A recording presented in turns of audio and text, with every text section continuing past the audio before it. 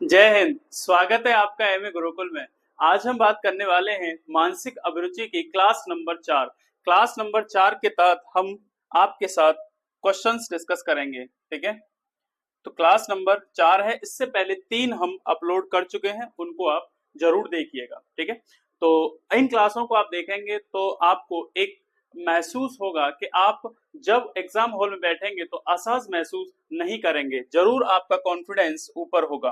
ठीक है, तो चलिए इन्हीं बातों के साथ आज का क्वेश्चन स्टार्ट करते हैं। क्वेश्चन नंबर 1 आपकी स्क्रीन पर ये रहा। ठीक है, तो क्वेश्चन को थोड़ा सा ध्यान से पढ़ना है और सोच समझ के आपको आंसर लगाना है। तो चलिए स्टार्ट करते हैं। एक वरिष्ठ पुलिस अधिकारी अपने किसी धार्मिक त्योहार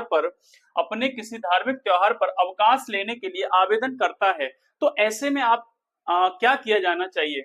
तो ऐसे में क्या किया जाना चाहिए? ठीक है, तो क्या उसका आवेदन तुरंत मंजूर कर दें? वरिष्ठ पुलिस अधिकारी है, ठीक है, क्या उसका आवेदन तुरंत मंजूर कर दें? दूसरा है त्योहार के दिनों की स्टाफिंग को ध्यान में रखते हुए फैसला करें। ठीक है, तीसरा है उसे त्योहार के बाद छुट्टी लेने के लिए कहें, और चौथा है आपका उसे छुट्टी देने से इनकार कर दें। देखो, छुट्टी देने से इनकार तो डायरेक्ट नहीं कर सकते, उसका आवेदन तुरंत मंजूर भी नहीं कर सकते, तो आप क्या करेंगे? उसे त्योहार के बाद छुट्टी लेने के लिए कह सकते हैं। अब इसके लिए क्या करोगे? त्योहार के दिनों की स्टाफिंग को ध्यान में रखोगे, क्या पर्याप्त स्टाफ है कि नहीं। अगर पर्याप्त स्टाफ नहीं है तो आप उसको छुट्टी नहीं दे सकते। आप कह सकते हो कि आप त्योहार के बाद छुट्टी लें, तो क्या करोगे? स्टाफिंग को ध्यान में रखते हुए आप फैसला लेना है हमेशा स्टाफिंग को ध्यान में रखते हुए। अगर वरिष्ठ पुलिस अधिकारी है फिर भी क्या करोगे? त्योहार के दिनों में स्टाफ की आप निगरानी करोगे कि आपका स्टाफ कंप्लीट है कि नहीं, पूरा है कि नहीं। ठीक है, उसी के बाद आप क्या करोगे? उसकी छुट्टी मंजूर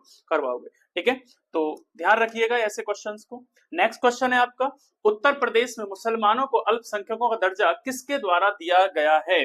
तो किसके द्वारा दिया गया है? उत्तर प्रदेश में आपके मुसलमानों का जो अल्पसंख्यक का दर्जा है, ठीक है, अल्पसंख्यकों का दर्जा जो है, आपको पता है कि अल्पसंख्यक भारत में दो प्रकार के हैं। एक होते हैं भाषाई आधार पर और एक होते हैं आपके धार्मिक आधार पर। ठीक है, तो धार्मिक आधार है आपका अल्पसंख्यकों का और एक है आपका भाषाई आधार, यानी कि जिनकी भाषा मतलब बहुत कम लोग हैं उस भाषा को बोलने वाले, और जिनका धर्म मतलब बहुत कम लोगों का धर्म है। ठीक है, तो भाषाई आधार पर अल्पसंख्यक है भारत में, और धार्मिक आधार पर, तो दो आधार हैं अल्पसंख्यकों के भारत में।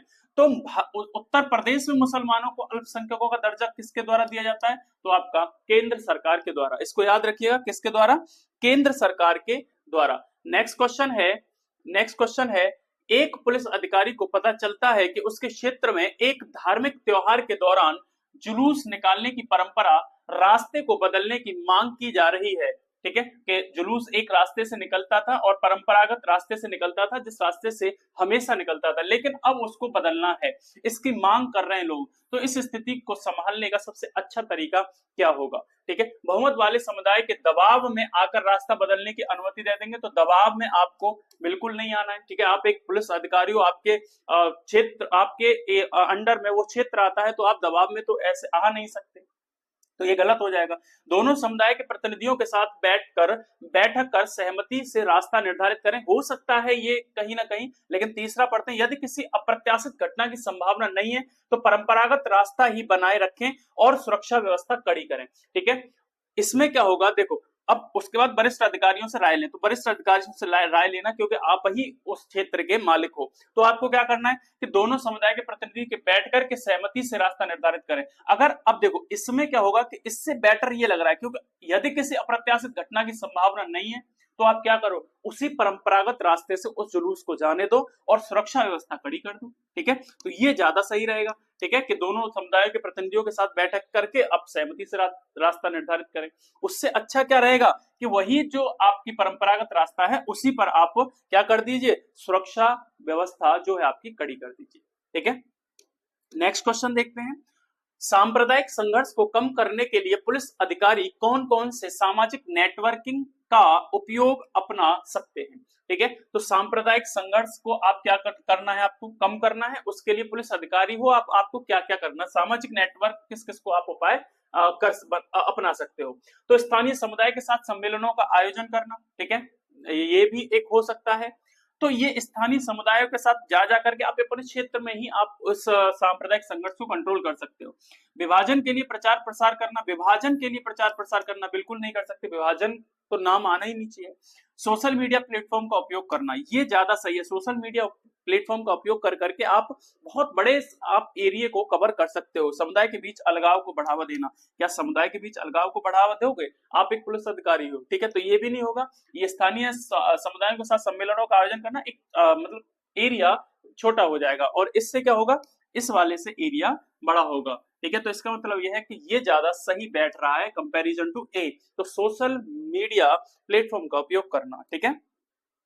नेक्स्ट क्वेश्चन है आपका, सांप्रदायिक सद्भाव मजबूत बनाने के लिए क्या करना चाहिए? तो सांप्रदायिक सद्भाव आपको क्या बनाना है? मजबूत बनाना है कि सभी संप्रदाय आपस में सद्भावना की जो भी उनकी भावना है उसके साथ वो चलते रहे, ठीक है। तो सांप्रदायिक सद्भाव मजबूत बनाने के लिए आपको क्या करना चाहिए? राष्ट्रीय इतिहास का निर्माण करना चाहिए।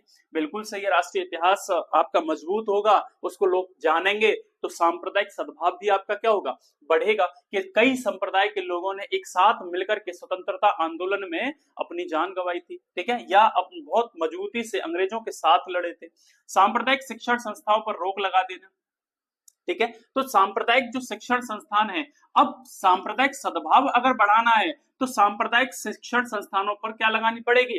रोक लगानी पड़ेगी, ठीक है। सांप्रदायिक साहित्य पर प्रतिबंध लगाना पड़ेगा, ये भी आप करोगे अगर आपको सांप्रदायिक सद्भाव बढ़ाना है तो, ठीक है। तो ये भी कर सकते हो, ये भी कर सकते हो, ये भी कर सकते हो। तो क्या हो जाएगा इस क्वेश्चन का आंसर? इस क्वेश्चन का आंसर होने वाला है उपयुक्त सभी प्रयास करने चाहिए, ठीक है। आशा करूंगा ये समझ में आया होगा। अगला क्वेश्चन है कि समुदायों के बीच समरसता बनाए रखने के लिए पुलिस अधिकारी कौन सी पहल कर सकते हैं? तो समुदाय है, समुदाय के बीच समरसता बनानी है, भाईचारा बनाना है, ठीक है। इसको बनाए रखने के लिए क्या करना है? पुलिस अधिकारी कौन सी पहल कर सकते हैं? तो इसमें सामाजिक अभियानों का संचालन करना, ये भी हो सकता है। ताकतवर समुदायों के हितों को प्राथमिकता देना, ये आप नहीं कर सकते, ठीक है। कितना भी ताकतवर समुदाय हो, आप उस एरिया के क्या हो, एक पुलिस अधिकारी हो, तो आपको उसके दबाव में तो बिल्कुल नहीं आना है। जानकारी और शिक्षा के माध्यम से जागरूकता बढ़ाना, ये भी हो सकता है। विभाजन और भेद को बढ़ाना, तो विभाजन और भेदभाव आप नहीं बढ़ा सकते। तो सामाजिक अभियानों का संचालन करना, तो सामाजिक अभियानों से आप समाज को बढ़ा सकते हो। उनके बीच, समुदाय के बीच समरसता कैसे? उनके जो जानकारी है उसको एकत्रित करते, शिक्षा के माध्यम से जागरूकता बढ़ाना, ये ज्यादा सही है। ये भी सही है ए वाला, लेकिन बेहतर में से आपको बेहतरीन निकालना है तो सामाजिक अभियानों के संचालन तो कर ही सकते हो। उसके बाद आपको बी ऑप्शन यानी कि ये वाला, जानकारी और शिक्षा के माध्यम से जागरूकता बढ़ाना, ये ज्यादा एप्रोप्रिएट बैठ रहा है, ठीक है। तो सी आपका जो बी है आपका वो सही रहेगा। नेक्स्ट क्वेश्चन है, सांप्रदायिक दंगों से निपटने के लिए पुलिस को क्या नहीं करना चाहिए? तो सबसे पहले आप क्वेश्चन को ढंग से पढ़ेंगे और ये जो नहीं होता है इसको आप ध्यान में रखेंगे कि नहीं आपका काम खराब कर सकता है, तो इसको क्या करना है? आपको गोला करना है, ठीक है। तो आप क्या है, सांप्रदायिक दंगों से निपटने के लिए पुलिस को क्या नहीं करना चाहिए? तो क्या नहीं करना चाहिए, तो चलिए देख लेते हैं क्या नहीं करना चाहिए। तो प्रारंभ में ही अश्रु गैस, लाठीचार्ज द्वारा बल प्रयोग करते हुए स्थिति पर नियंत्रण, ठीक है, सांप्रदायिक दंगों से निपटने के लिए, ठीक है। अधिकार क्षेत्र में लेकर कानून व्यवस्था को संभालना चाहिए।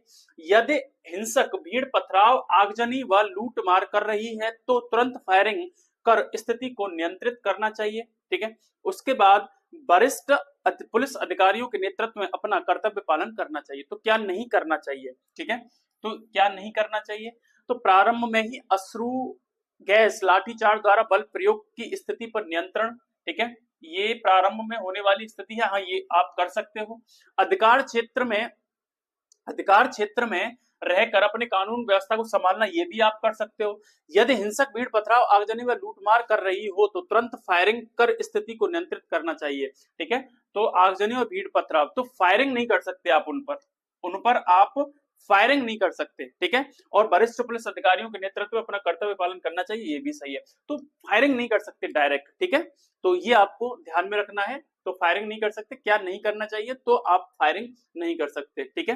तो अश्रु गैस, आप लाठीचार्ज बल प्रयोग कर सकते हो लेकिन फायरिंग नहीं कर सकते, ठीक है। नेक्स्ट क्वेश्चन है आपका, किस प्रकार से पुलिस अधिकारी को किसी त्योहार के दौरान अपने क्षेत्र को सांप्रदायिक तनाव से मुक्त करना चाहिए? तो एक पुलिस अधिकारी है, त्योहार है, अब उसको अपने क्षेत्र को सांप्रदायिक आपका तनाव से मुक्त करना है, तो कैसे करेंगे? तुरंत बल का प्रयोग कर भीड़ को विघटित करना, निष्पक्षता के साथ दोनों पक्षों को सुनना और न्याय संगत समाधान की कोशिश करना, राजनीतिक रूप से प्रभावशाली समुदाय का साथ देना, हस्तक्षेप करने से बचना और स्थिति को स्वतः ही हल करने देना। तो आपको क्यों पुलिस अधिकारी बनाया गया है? अगर स्थिति स्वतः ही हल हो जाएगी तो, ठीक है। राजनीतिक रूप से प्रभावशाली समुदाय का साथ देना, भाई साहब ये कतई नहीं कर सकते आप। राजनीतिक रूप से, राजनीति से तो आपका मतलब होना ही नहीं चाहिए एज अ पुलिस ऑफिसर, ठीक है। तो प्रभावशाली समुदाय का साथ बिल्कुल नहीं दे सकते आप। तुरंत बल का प्रयोग करके भीड़ को विघटित करना, ठीक है, तो ये भी आप तुरंत बल का प्रयोग नहीं कर सकते। आप क्या करोगे? निष्पक्षता के साथ दोनों पक्षों को सुनोगे, न्याय संगत समाधान की कोशिश करोगे, ठीक है। जो भी न्याय संगत होगा वो समाधान आप निकाल दोगे, ठीक है। तो नेक्स्ट क्वेश्चन है आपका कि एक क्षेत्र में अफवाह फैल रही है कि किसी विशेष समुदाय के लोग कोविड-19 फैला रहे, कोविड-19 फैला रहे हैं, ऐसी स्थिति में एक जिम्मेदार पुलिसकर्मी क्या करे? तो आपको पता लगा एक विशेष समुदाय है, उसके लोग क्या कर रहे हैं? कोविड-19 फैला रहे हैं। तो आपको क्या क्या करोगे आप? एक जिम्मेदार पुलिसकर्मी क्या करेगा ऐसी ऐसी सिचुएशन में? तो इस मामले को नजरअंदाज करोगे। आपको नजरअंदाज जहां दिखे तो आपको वो ऑप्शन नजरअंदाज करना है, पहली बात। दूसरी बात, अफवाह फैलाने वालों के खिलाफ कार्यवाही कर अन्य लोगों को जागरूक करना, उस समुदाय के लोगों को एक अलग इलाके में रहने के लिए मजबूर करना। तो आप मजबूर किसी को नहीं कर सकते, ठीक है। तो यहाँ ये भी आपका हट जाएगा मजबूर। लोगों को जागरूक करने के लिए स्वास्थ्य विभाग के साथ मिलकर अभियान चलाइएगा, है ना। तो अफवाह फैलाने वालों के खिलाफ कार्यवाही करेंगे। तो अफवाह फैलाने वालों के साथ कार्रवाई और उन लोगों को जागरूक करेंगे, ठीक है। तो ये तो एक हो सकता है कि उनके खिलाफ कार्रवाई की जाए, लेकिन हो सकता है वो सही हो, ये भी तो है कि वो सही हो। तो क्या करोगे? लोगों को जागरूक करने के लिए, लोगों को जागरूक करने के लिए स्वास्थ्य विभाग के साथ मिलकर अभियान चलाइएगा, ये ज्यादा सही है, ठीक है। तो आप खिलाफ कार्यवाही करोगे, हो सकता है वो सही हो, तो इससे अच्छा है लोगों को जागरूक करने के लिए स्वास्थ्य विभाग के साथ मिल जाइए और अभियान चलाइएगा, ठीक है। नेक्स्ट क्वेश्चन है आपका कि निम्नलिखित में से भारत में सांप्रदायिकता का कौन सा कारण है? ठीक है, तो सांप्रदायिक के बहुत सारे कारण आप देखने को मिल जाते हैं आपके सामने। सामाजिक सांस्कृतिक भिन्नता का होना एक सांप्रदायिक कह सकते हो आप हिंसा सांप्रदायिकता का कारण है, ठीक है। किसी का समाज अलग है, किसी की संस्कृति अलग है, ठीक है। संस्कृति का अलग होना भी क्या है? आपके सांप्रदायिक का कारण है। सामाजिक स्वार्थ होना कि हमारा समाज ऐसा हो, हमारा समाज ऐसा हो, तो मतलब हमारा पर्टिकुलर व्यक्तिगत समाज बना लिया है। तो सामाजिक स्वार्थ का आपका क्या होना? सामाजिक स्वार्थ होना भी आपका सांप्रदायिकता है। राजनीतिक स्वार्थ, राजनीतिक स्वार्थ मैं समझता हूँ सबसे बड़ा आपका सांप्रदायिकता का कारण है, ठीक है। वोट बैंक की राजनीति जो होती है उसमें आपका ये आता है। तो ये तीनों ही क्या हो जाएंगे? इसके कारण होने वाले हैं। तो उपरोक्त सभी आपका इस क्वेश्चन का ऑप्शन होने वाला है। नेक्स्ट क्वेश्चन है आपका 11वां क्वेश्चन है कि थाने में एक हिंदू व्यक्ति ने दूसरे व्यक्ति पर धर्मांतरण का आरोप लगाया है और इस मामले की जांच करते समय एक पुलिसकर्मी क्या करेगा? ठीक है, आप पुलिस वाले हो तो आपको क्या करना है? एक व्यक्ति है, हिंदू व्यक्ति है, उसने दूसरे व्यक्ति पर आरोप लगाया है कि उसको जबरदस्ती क्या करा रहे हैं, मतलब उसका धर्म परिवर्तन करा रहे हैं। तो बिना किसी सबूत के दूसरे व्यक्ति को गिरफ्तार कर लेना, ये तो बिल्कुल निहायती होगा कि बिना सबूत के आप कुछ नहीं कर सकते। दोनों पक्षों के बयान दर्ज करेगा वो जो पुलिसकर्मी है और साक्ष्य के आधार पर निष्पक्ष कार्यवाही करेगा। ये हो सकता है। हिंदू व्यक्ति को सलाह देगा कि वो अपना मामला वापस ले ले। आप पुलिस वाले हो, आप किसी से नहीं कह सकते कि अपना मामला वापस ले ले अगर वो प्रताड़ित है तो। दोनों में सुलह का प्रयास करेंगे। तो अगर धर्मांतरण करा रहे हैं तो दोनों में सुलह का प्रयास तो करेंगे, लेकिन उससे पहले दोनों पक्षों का बयान दर्ज करना और साक्ष्य के आधार पर निष्पक्ष कार्यवाही करना, ये ज्यादा सही बैठ रहा है, ठीक है। तो दोनों के बयान सुनिएगा और निष्पक्ष आप क्या करिए, कार्यवाही कीजिए, ठीक है। नेक्स्ट क्वेश्चन है आपका, एक पुलिसकर्मी ड्यूटी के दौरान किसी धार्मिक प्रतीक का प्रदर्शन कर रहा है, ठीक है। मान लेते हैं कोई आपका हिंदू है और वो अपने गले में माला वाला पहना है या तिलक लगाया हुआ है, तो उसका आप प्रदर्शन कर रहा है कि हमारा तिलक ये, हमारा तिलक वो, तो ऐसे कुछ करके। तो आप ये कैसा व्यवहार माना जाएगा पुलिस नियमावली में? तो कैसा माना जाएगा? स्वीकार्य व्यवहार है? बिल्कुल स्वीकार नहीं है, ठीक है। स्वीकार क्यों नहीं है? क्योंकि ये आपका जो धर्मनिरपेक्षता वाला मामला है उसके विरुद्ध हो जाएगा। अस्वीकार व्यवहार है, इससे धर्मनिरपेक्षता, अभी बताया धर्मनिरपेक्षता का उल्लंघन होता है, तो ये हवाला बिल्कुल सही बैठ जाएगा।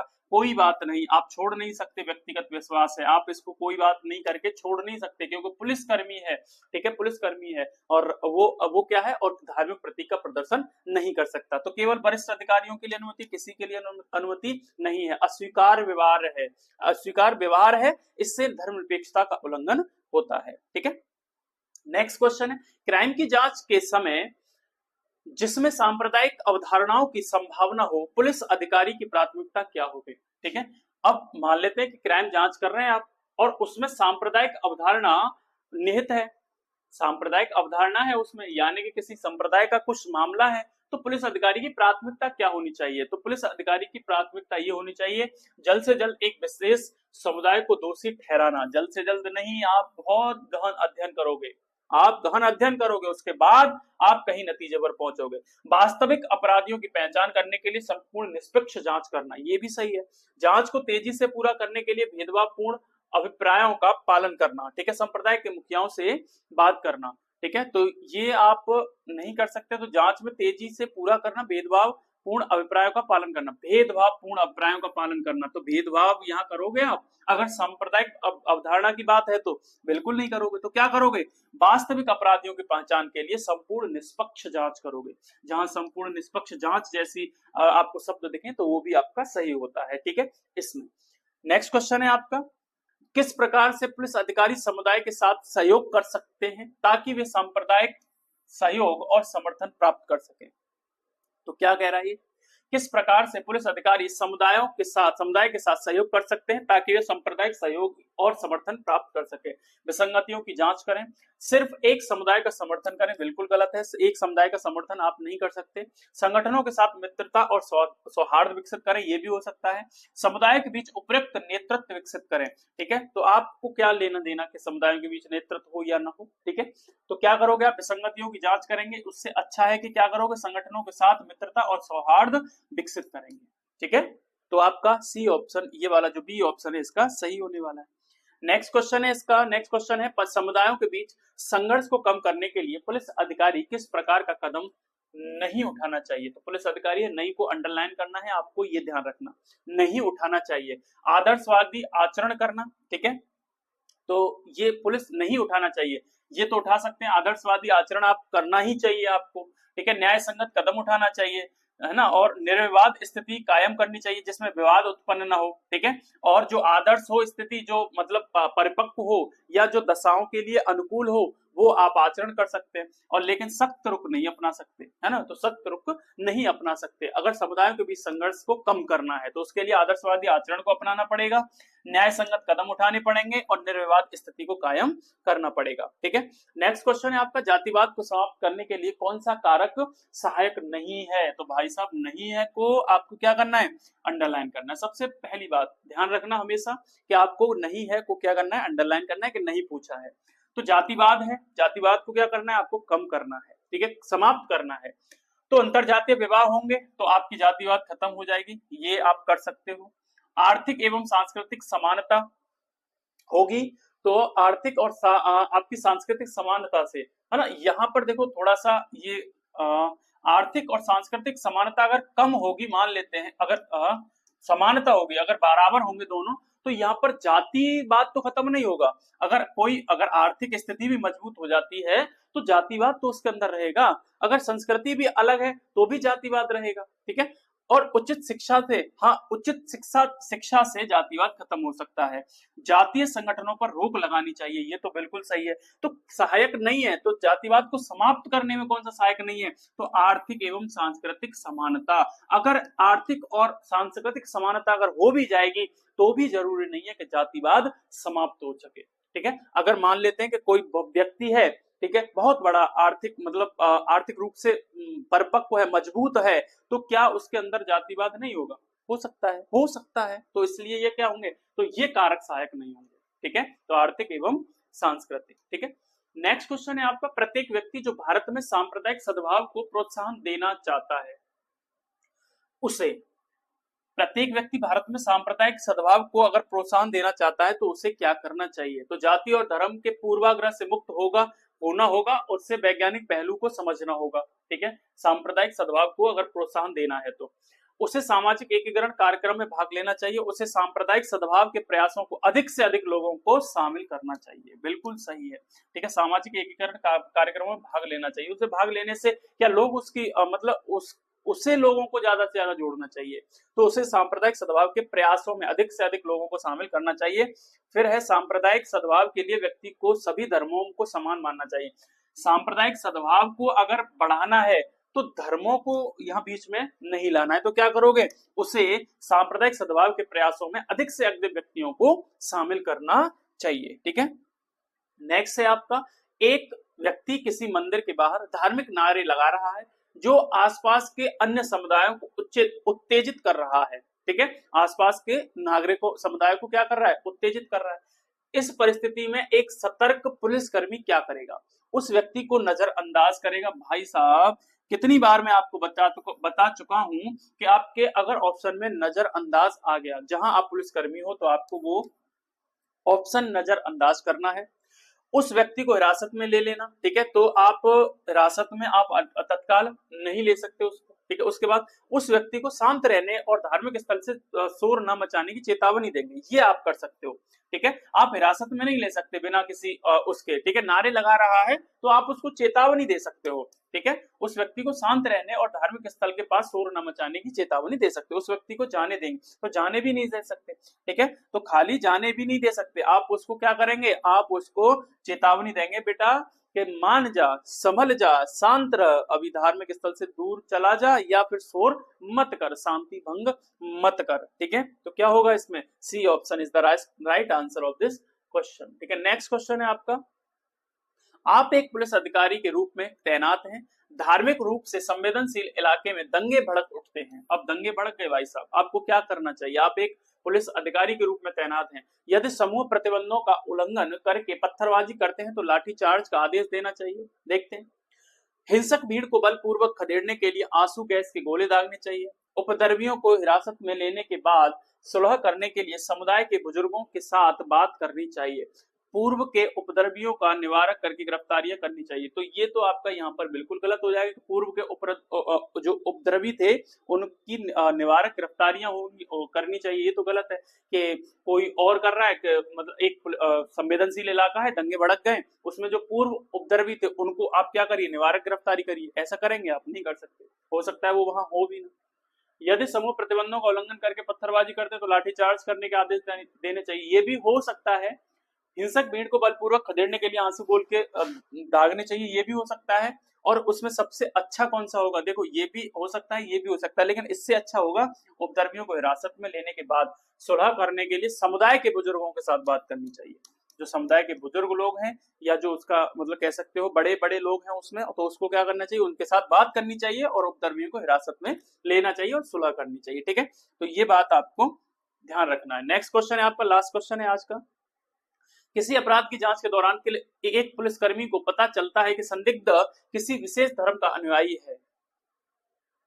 इस स्थिति में उसे क्या करना चाहिए, एक पुलिस अधिकारी था, उसने जांच की और जो संदिग्ध था वो किसी विशेष धर्म का था। ठीक है, विशेष धर्म का अनुयायी था, तो आप क्या करेंगे, संदिग्ध को केवल उसके धर्म के कारण गिरफ्तार कर लेंगे। भाई साहब, धर्म के कारण गिरफ्तार करना एक सांप्रदायिकता को बढ़ावा देना, तो आप सांप्रदायिक को कम नहीं कर रहे हैं, बढ़ा रहे हैं। अगर उसके धर्म को लेकर के आप उसकी गिरफ्तारी कर रहे हैं तो सर्वधर्म समानता को ध्यान में रखकर निष्पक्ष जांच करें, ये हो सकता है। इस जानकारी को वरिष्ठ अधिकारी को बताएं और उनसे मार्गदर्शन लें। तो भाई साहब, आप ही तो एक अधिकारी हो, पहले आप इसको सॉल्व करो।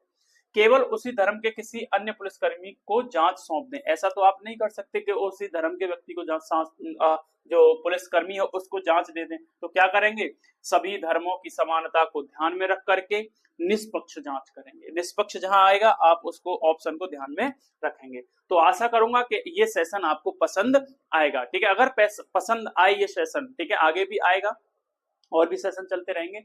ये सेशन अगर पसंद आए तो इस सेशन को आप क्या कीजिएगा, लाइक कीजिएगा, शेयर कीजिएगा, और अभी तक चैनल सब्सक्राइब नहीं किया है तो वो भी कर लीजिएगा। ठीक है, आज के लिए इतना ही, मिलते हैं अगले सेशन में। जब तक के लिए जय हिंद।